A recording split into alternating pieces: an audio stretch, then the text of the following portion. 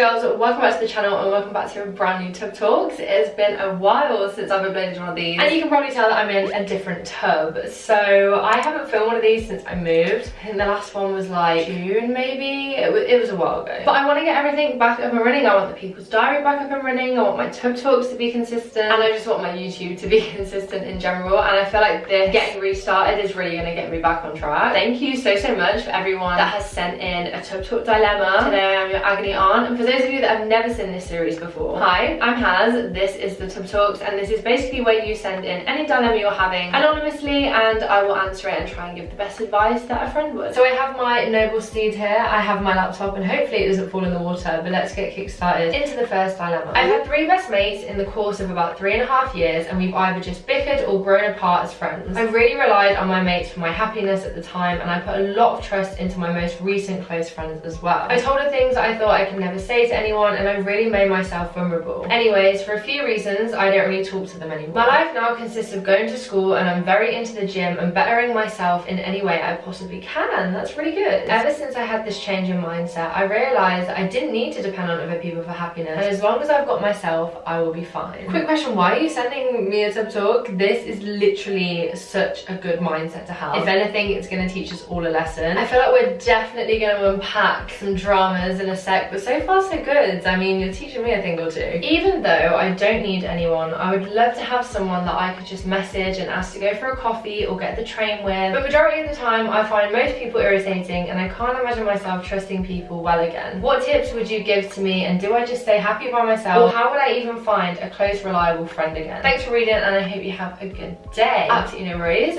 Firstly, I just want to congratulate you on doing so well so far, because God, it takes a while to get that mindset, and the fact that you're going to the gym, you've got a good routine, absolutely perfect. I completely understand what you mean. It can feel very lonesome not having anyone to message, but there's probably a lot more people that you could reach out to than you think. There's probably a lot of mutual friends or family in general. I obviously don't know your full circumstance, but the best place to try and look for friends is mutual friends or people that you follow on Instagram that maybe you've met once or twice. I'm pretty sure we all have those people in our lives. I know a lot of people that I could message, but I'm always too scared to. And on the days where I'm feeling super lonely, I would love to reach out to them and just be like, let's go grab a coffee, but it's having the confidence and like the enthusiasm to actually do it. I personally don't think you need to rush to find any close reliable friends. I have seen so many TikToks about people just enjoying their own company, and ever since they enjoyed their own company, they find it really hard to make friends again because they just don't want to let anyone in and they're comfortable with the way that they are. If anything, I think that's good. I mean, self-love and self-happiness is so hard to achieve and maintain, and the fact that you have that is so incredible. Like, you are your own best friend. You have completed life, like level complete, do you know what I mean? But of course I do understand what you mean. If it wasn't for Brad, I literally would be like the loneliest person ever, but I have been in this position the past couple of months, and luckily I reached out to a lot of people that I had like mutual friends with that I'd only met once, and I arranged an event, I think it was Bongo's Bingo, and just invited them all, and I was like, look, you can come if you want to,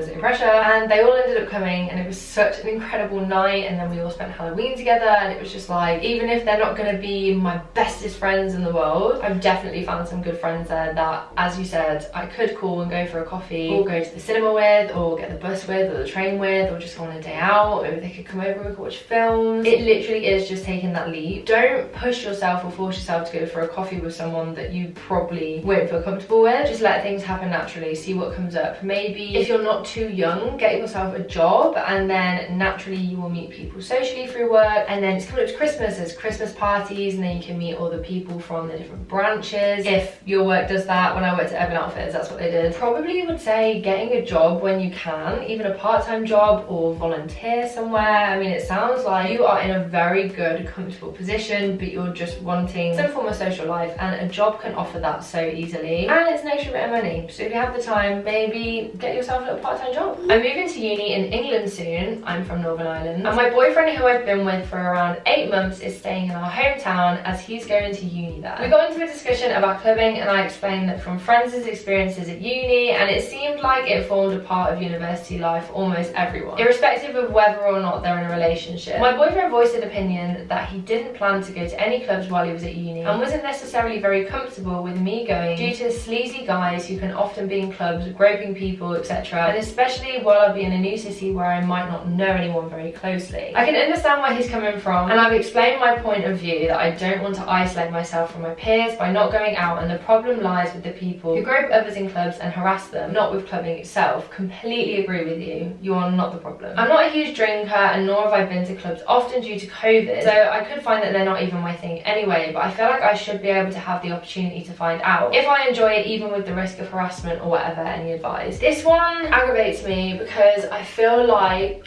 obviously I don't know your relationship, but just coming from, if you were to explain it to a friend, I feel like your boyfriend is using that as an excuse. He's using the types of people that could be in clubs to stop you from going out because he doesn't want you to go out, like a controlling thing, you know what I'm saying? He's like, oh yeah, I don't think I'm gonna go to clubs, and yeah, I probably won't have much of a social aspect at uni, but he probably will. Everyone experiences uni life properly. Like, even if it's just one night out of the 3 years or 2 years that you're at uni, you will go to a club at some point.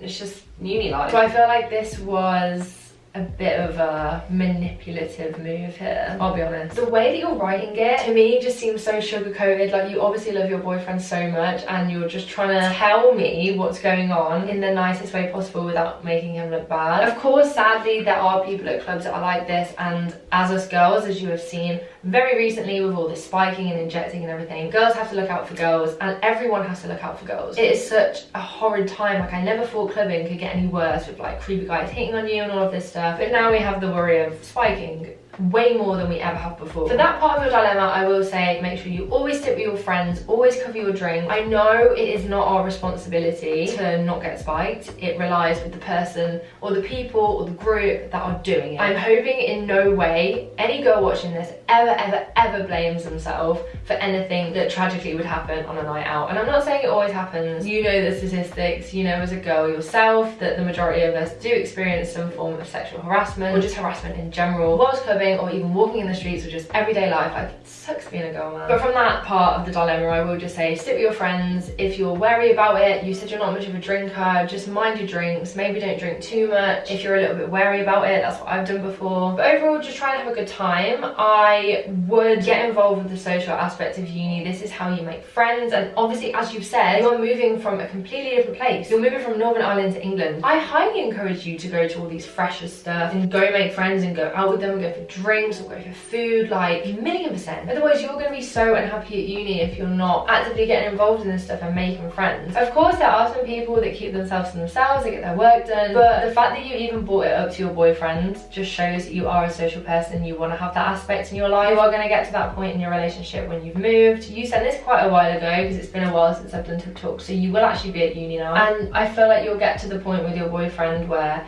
he gets angry at you for literally doing things that you are well within your right to. You are in a relationship, but you also are your own person, and you should do everything that you did before, apart from like flirting with people and stuff like that. But living your life, like enjoying yourself with your friends, going out, there should never be any restrictions when it comes to like having fun with friends and everything in a relationship. If someone is doing that and restricting you from doing everyday tasks, daily life that everybody else would be doing, then that's a problem. It's very manipulative, it's very controlling. So I'd be very intrigued to see how this panned out. I'm intrigued to know whether you did stick to your word and your gut and you went out and had a good time. I really hope that. I really hope you made a lot of friends and you had a really good start to your freshers. But I'm also intrigued to see where your relationship has got to. Did you and your boyfriend reach a conclusion where you've both gone out? Maybe you've gone out together and experienced it in England together. He could have come over, or maybe you've been out together and he's changed his mind about it. Like, I don't know, I'm hoping so. If not, and he's being really controlling, I'd leave the relationship. I'm sorry. sorry. It's not a relationship you want to be in. You want to be able to have your freedom. A relationship should not be restrictive, and you should never stop yourself from doing things that are normal to make your significant other happy. So when I was with my ex-boyfriend, there was this weird situation where I was at a party, kind of more of a gathering, I think. Another boy kissed me, and I think the Gluck Gluck 3000 happened, which is a blowjob. But I can't really remember.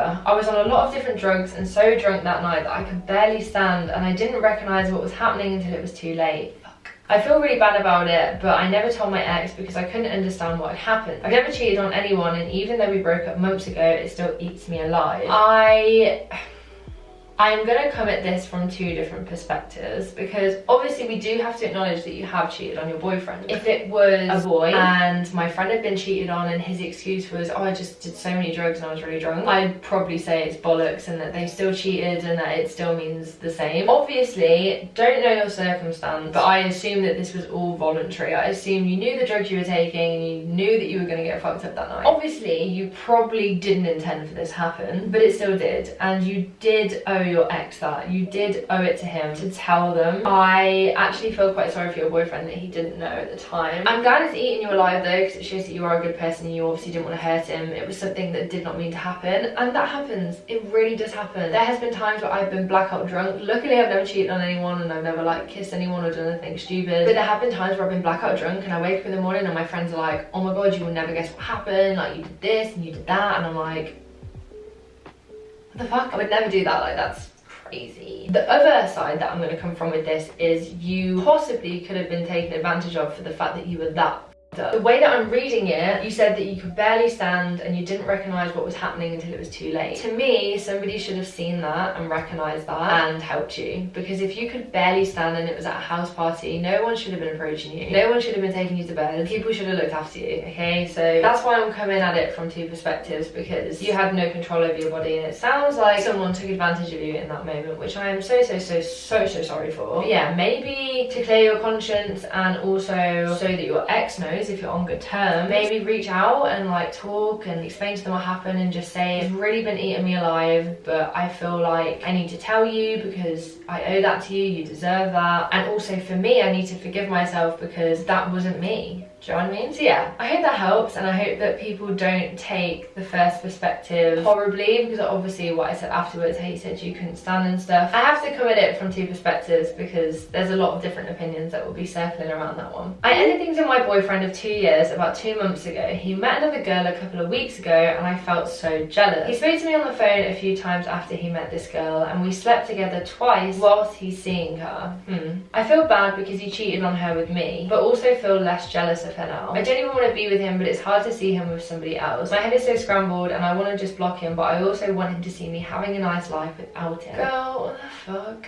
This is really sad because you ended 2 months ago, yet you're still involved in his life and he's met somebody else, but now he's cheated on them with you. You've got to come at it from the mindset that you would never want him to do that to you. You would never want him to cheat on you. You would never want him to even talk to another girl. Even when you're seeing each other, I'm the type of person who demands loyalty as soon as I make it exclusive. Like me and Brad, for example, we were exclusive from like 2 weeks, 3 weeks from the second time of talking, and that was it for me. My loyalty complete. Like I will never look at another person, talk to another boy, and I feel like that could be the case with the new girl. You don't know what their loyalties are to each other, you don't know what he's promised her. It's been 2 months. I know 2 months doesn't seem that long, but it is also kind of a long time. I could be wrong, they could be totally casual and you sleeping with him actually means nothing because it's casual talking and they don't owe each other anything. So what I said just could be a load of shit. But it's all about context, guys. I don't think it's good that you only slept with him because you were jealous, because of course you're gonna feel jealous. You were with him for 2 years and you're not used to seeing him with anybody else, but you've slept with him for your own greed, stopped him from potentially moving on to something really good. She could have literally had a really good relationship with him, but I feel like that loyalty's gone already now. I wouldn't want to get into a relationship with somebody who has slept with their ex whilst speaking to me, because then I'm like, you could easily go go back? Like, at what point in the relationship are we going to get to that point again where you want to go back to your ex? So I feel like you need to block him. I know that you said you want him to see you doing good, but you don't need that. The only satisfaction that you need is you know within yourself you're doing good. You don't need to prove it to him. There's an ulterior motive there. You want him to see you doing good so that he misses you and then reaches out to you. I know these games, we're not going to play them. Just block him, move on with your life, let him move on with his life as well. I've been best friends with this person for a year and a half and we're really close and she's the bestest friend I've ever had. However, recently she always has a new boyfriend each week, also smokes e-cigs, she does weed and wants me to try it, and she has slept with more than one person and nearly got pregnant by a 17-year-old. By the way, we're 14, right? So we need to answer this question properly with the utmost advice because we are dealing with a minor here, okay? My parents are really strict and if they ever found out they would go mad. I don't agree with what she's doing, but I don't want to say anything. What do I do? Should I stay friends with her or should I say something? I personally think you should do both. I'm not gonna lie. The fact that she is 14 years old and she has slept with somebody who has completely taken advantage of her because he's over the age of consent, I personally feel like maybe you should speak to her and just say, like, look, like, you kind of need to realize what's going on. As you said, she nearly got pregnant. She's 2 years before the age of consent, so she might not actually realize what's going on, and I mean, she can't fully consent, you know what I'm saying? Because she's not 16. I don't think you should be friends with her anymore. I think you should have a conversation with her and sit down and be like, look, what you're doing isn't okay, and I don't want to surround myself by that, because I had friends like this when I was younger and it is such a bad influence to have. Like, they're smoking weed and they're drinking alcohol and they're doing loads of drugs, and it's just a really bad environment and it can encourage you to do the same, not even willingly. Like, sometimes peer pressure comes into it did within my childhood, and it's not good. But I'm going to try and link something about like the age of consent and everything, because she might be completely unaware that this is wrong, and you have definitely shown that you know this is wrong, and that's really good of you. But I do think it's time to end that friendship. Friends come and go, especially high school friends, and I know you might think she's your bestest friend in the whole wide world and that you're never going to stop being friends. I literally don't speak to anyone from my high school anymore, apart from one person, and we've all just grown apart, and like, you don't really find your proper friends until your 20s. Luckily, some people do keep their friends from high school, but the majority of us find our real friends during our 20s. So yeah, I hope that helps, and I hope you find a good solution for it, because it's a really shit situation to be in. I just don't want you to be peer pressured into doing anything that would change your morals and do something that you don't want to do. My best friend never makes plans with me, and when I do, she cancels and says that she's scared to make plans with me but makes plans with others. She starts talking to every single boy that I have, and even got with my ex while we were together. She never told me until recently, and when I said it was wrong, she said, are you really mad at me because I have tits and you don't? As a small titty gal, I take that personally, and I've definitely had some bitchy girls on nights out that think they're better than me, and that is what they come up with. So that is a low blow, completely out of pocket. I was so confused because I never brought this up, and she knows that I'm insecure about mine. I don't know whether to keep making the effort or not. Girl, no, you taking a mic. I can't believe you even call her your best friend. Like, that is so sad that she's your best friend. Like, you deserve so much better. One, she has done so many things wrong here. Like, so many things wrong. Not even just like getting with your ex while you was together. That's